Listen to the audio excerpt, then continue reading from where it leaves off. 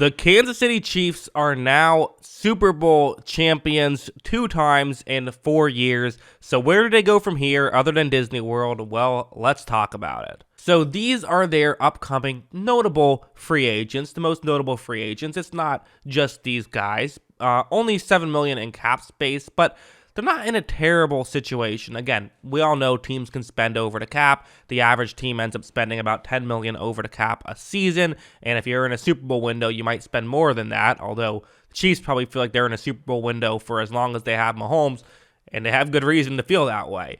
You look at some of the notable free agents. I think the biggest one is Orlando Brown Jr., who, listen, people like to make jokes about and say he isn't worth what he thinks he's worth. Okay, fine. He's worth a lot. He's a very valuable player, and losing him would be a blow. They would have to figure out a way to replace him. And again, what the Chiefs clearly don't want to do is have Mahomes behind a terrible offensive line. Clearly, they want him to have a good offensive line. They want to protect him as much as possible, protect him from hits as much as possible, and it makes some sense. As, again, we all remember that Super Bowl against Tampa Bay. They want to avoid that as much as possible. And when both of your starting tackles are here, Andrew Wiley, who was a tackle in the Tampa Bay game as well, but now he's been the starter for the past couple of years, you got to figure out ways to be okay in that situation. Maybe with your now 32nd overall draft pick, maybe you use that to get somebody else. I could see that, but you'd still have to re-sign one of these guys. You have to imagine some money is going there. Also, Juju Smith-Schuster, who I didn't write his full name, Juju. We know who Juju is. I felt like I could just get away with that. Again, him and there's some other key role players, right? That's kind of the rest of it. Like Carlos Dunlap, made some plays for the Chiefs. You'd probably like to keep, but maybe some other team will overpay, so maybe you just find someone else who can fill that role. Chad Henne, another guy who feels like he could be a prime overpay candidate of some quarterback needy team who doesn't get who they want, ends up with Chad Henne. Maybe that happens. So again, another situation where you would like to keep him. If he walks, you'll have to replace him unless you want to go with Shane Buechele as your starter. I don't know. Maybe do that. I believe he's a free agent as well, though.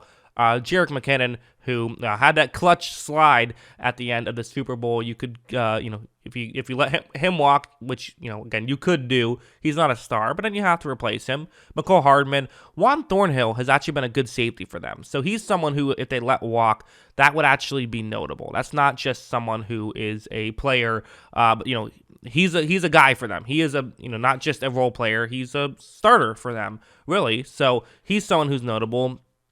And then Tommy Townsend, who's been one of the better punters in the league for the Chiefs, and letting him walk is something you don't want to do. But when you're in a bit of a cap crunch here, when you don't have a ton of money, paying big money for a punter might not be the smartest idea. And if another team is going to overpay for him, got to get those punters with Super Bowl experience, then you maybe don't want to, maybe it's time to let him walk and figure out another punter. Is it worth the money that he could get? Possibly not. So those are their free agents. How much could they realistically get here? Again, it's always hard to say because we don't know how much money teams are actually willing to spend. But typically they can spend, they could realistically re-sign all these guys if they wanted to. That's an option on the table. It's possible they couldn't, they only have maybe $17 million that they can spend here, in which case then you have some issues. I think they'll get Orlando Brown Jr. still. That's what I think they'll do. I think they could probably still get Juan Thornhill as well. And then pretty much everyone else you can take or leave. If you let Andrew Wiley walk, maybe you draft a tackle. And, that's what you do. You also do have Brian Cook, safety you just drafted. He could be someone who you keep in the...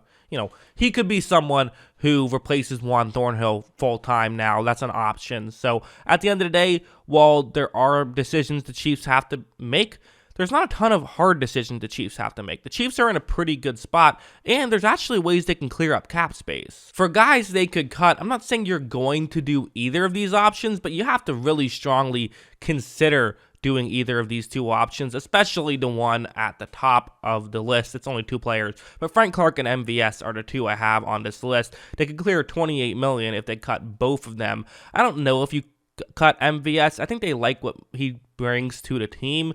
Again, is he a star player? No. Is the contract a bit much? I say yes, but they like having a guy who can do that role and who can be sort of a speed threat, who at times can do other stuff. Again, I don't know what happened in the Super Bowl, why he kept turning the wrong way, turning towards the middle of the field on go routes outside the numbers. I don't know why he kept doing that, but other than that, he's definitely someone who has a key role in this Chiefs offense, and you saw it in the conference championship game. Frank Clark is a bit of an interesting one. His current cap hit is set to be $30 million, and the reality is this is kind of, he's been someone who I think it's fair to say has been a black mark on an otherwise very good Brett Veach resume. He is the GM of the Chiefs. They traded a first and second round pick for Clark and then paid him a ton of money, and Clark has produced okay. He made some key plays in their first Super Bowl run, has not been a bad player by any means, actually fits that defense really well. I would say he's a good player, but has not been worth 20 plus million a year, which, again, at this point, it's 30 million. You're saving 21 million. You would have 9 million in dead cap, though. It still is a decision I think they have to strongly consider. And if I'm the GM of the Chiefs, I think I pull the trigger on it and do cut him, because I think that, having the difference between having Orlando Brown Jr. and Juan Thornhill versus Frank Clark, to me, I'm definitely keeping Orlando Brown Jr. and Juan Thornhill. And it feels like, again, maybe part of it is you hope that you keep Clark for one more year, and then after you do that, you re-sign him. Maybe, next year, maybe you just restructure the contract and say, listen, we're going to cut you, or we could just pay you $20 million this year, and then we'll keep you on the roster, something like that. They could make some decision that way, but at the end of the day, it's, again, a decision they have to make. But where do the Chiefs go from here? Well, I think better, to be honest. I see no reason why they would get worse. I mean, I see a couple things that they could, potentially have some issues with, but the reality is, I think that they should probably get better.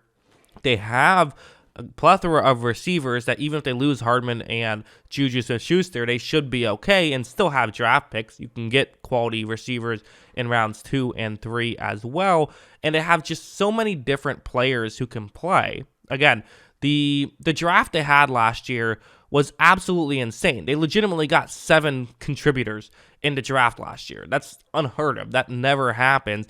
And they've added, double-digit players these past 2 years that have been like solid contributors for them. This is a team that is set up for the future. When they made a Tyreek Hill trade, we felt like this is a bad move in the short term, but a great move in the long term. That's what we felt like. It's going to work out in the long term, but in the short term, it feels like it's an issue. Then they won the Super Bowl. So turns out the short term was okay as well, and the long term should be very good. For those of you who are, preying on the Chiefs' downfall, you might not be having too much fun with that, because Chiefs are looking, right now the Chiefs are looking like the ones you pray to with how they're playing, and I see no reason why they're going to go away anytime soon. But that's how I see it. What do you guys think? Let me know in the comments below. Always love hearing from you, and of course, as always, thanks for watching.